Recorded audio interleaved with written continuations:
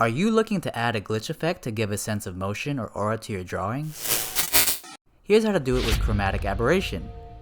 Chromatic aberration is an optical phenomenon when a lens, or your eye, cannot bring wavelengths of light to a single point, causing color distortion around the edges of an object. This color distortion shows itself in a rainbow spectrum of light, which can be distilled and separated through layers of primary colors. These primary colors can either be grouped from an RGB color model, red, green, and blue, or a CMY color model, which is cyan, magenta, and yellow. RGB color models are typically more well suited for digital images for its more vibrant colors, while the CMY model is more suited for printed materials. As you can see, you can add or subtract components of color to isolate for a particular tone.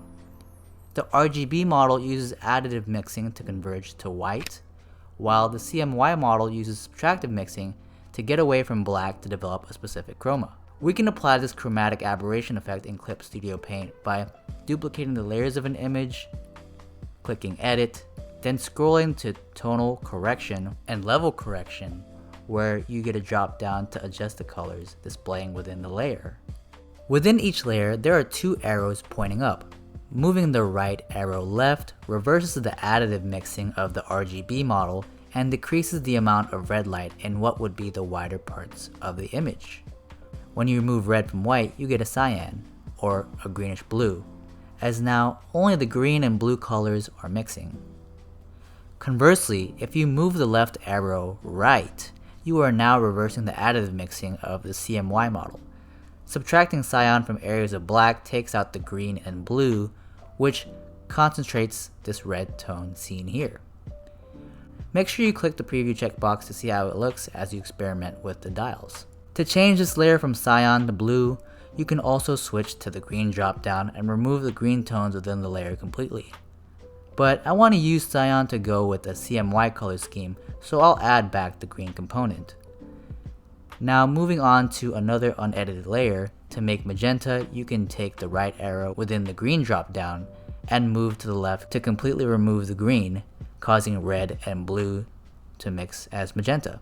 In another layer, to make yellow, just remove the blue tones from the picture to have red and green mixed to yellow. Once you have your layers isolated for each color within your preferred model, change the layer type to lighten and drag the layer slightly away from the base layer to have the colors distort near the outline of the object.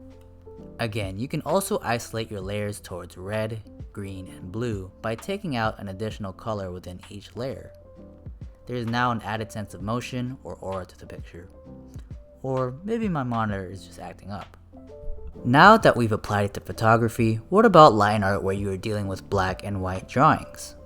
Tatsuki Fujimoto uses a technique in his manga Goodbye Eri where he creates a sense of motion in his panels by duplicating the line art and moving the layer slightly from the original object. I talk about it more in my video essay on Goodbye Eri, linked below. But now we'll modify this technique slightly in our drawing today and add a chromatic aberration effect by changing the line color based on the CMY model, which is done by clicking Layer Color and clicking Set Layer Color.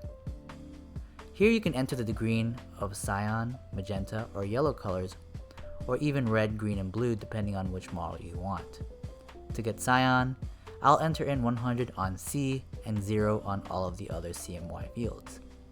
You can get magenta by putting in 100 on M and zeroing out the other colors. And the same method applies for yellow within the Y field. Now that you have your layers, you can either space out the positioning to get a feeling of movement, or you can arrange it to be very close to the line art to give a more hazy and shaky effect. To add more to this glitch effect, you can also add some grain textures to your drawing, which can be downloaded for free in the Clip Studio Paint store. Here I'll click Window and drag and drop my preferred grain, and we have our glitch effect.